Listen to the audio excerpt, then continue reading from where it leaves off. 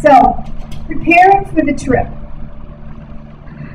You must check with your location to see if a visa is required and get an appropriate visa. The passport, of course, is vital.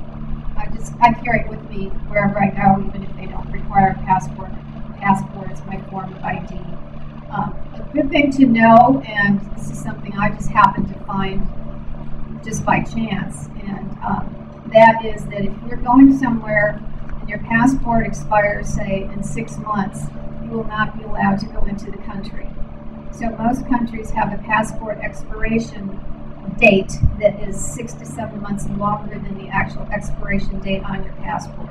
So don't think you're safe because you have time left on it. So that has screwed up a few trips for some people. I also like to get local currency in advance. So I have some euros or whatever it is before I get there, because I don't want to be jet lagged and tired and trying to find a ATM or a currency exchange. So, and because I do travel to Europe frequently, what I do is I get some euros before I leave, so I have a couple hundred to take home with me, so I don't have to worry about that. Make sure your bank card is good for withdrawal around the world, and what I do when I need more money is I can use the ATM, get a better exchange rate that way.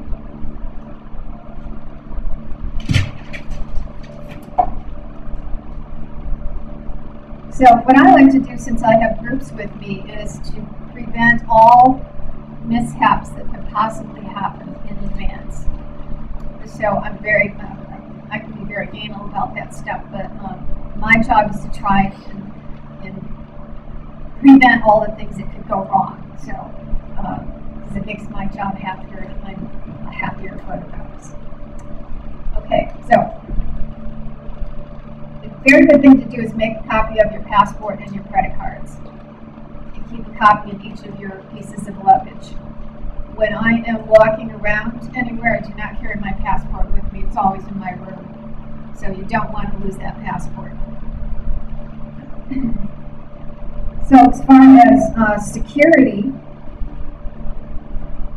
things you can use to carry your money in your passport, one is a money belt, which goes across this way. I will do that if I'm carrying large amounts of money where I have to pay somebody, a hotel or something when I first get there.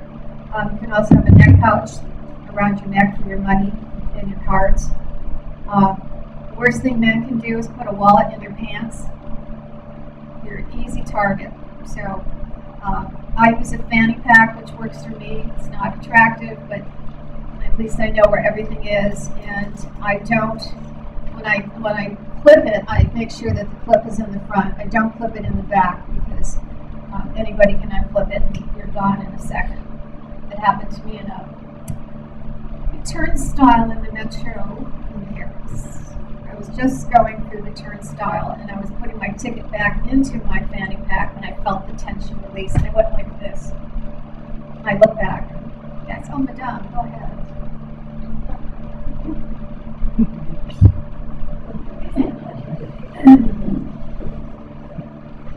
Ladies, no purses with straps. If you are going to use a purse with a strap, make sure it has a cable. You can buy them at Magellan's or any of the travel places that they can't be cut. It takes a second with a razor blade for him to get the strap. And same with your camera. I put it over this way and in the front of me. So, other things that I pack. What I use, all right. So I have 2 lists that I print off my computer every time I prepare for a trip. One I call my packing list, and one I call my gear list. And if I didn't use these, I would probably drive myself crazy and never be able to sleep before the trip. So my packing list is more of my personal items. So as I put everything into the bag, I check it off.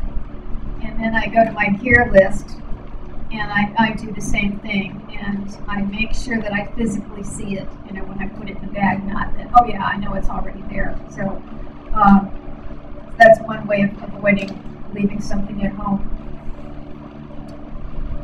Now, we all are prone at some time to restuff, revenge, no matter where we're traveling. I have lots of personal experience with this.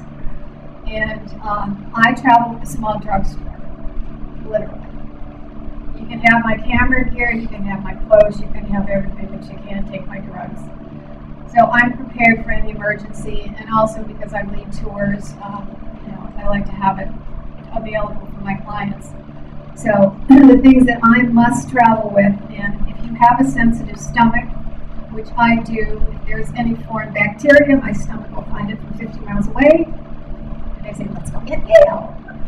And I travel with Cipro, which is an antibiotic, and it's a very good general bacterial, all bacterial kind of drug, and it's saved me many, many times. I also use a sleep aid. I'm partial to Ambien, but whatever you want or you've used in the past that has been successful. I like to take a pill on the plane because I don't like plane travel. I don't like sitting there for that many hours, so I just knock myself out. And it's also good for the first couple nights for jet lag, going and coming back to regulate yourself. Maybe the prescription drugs that you normally take, I take everything with me just in case. I take pain pills just in case. Extra pair of glasses is vital. If you lose your glasses, especially being photographers, that's kind of critical. Imodium, if you have a problem. X-Lax, if you have a reverse problem. I have a small first aid kit, sunblock, and cold medications. What we know as very common drugs or over-the-counter medications here are not the same in Europe, so they have different names, and you just can't go into a pharmacy and get something that you're very familiar with at home.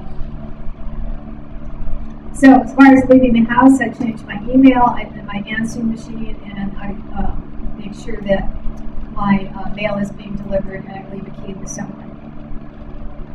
So packing and clothes.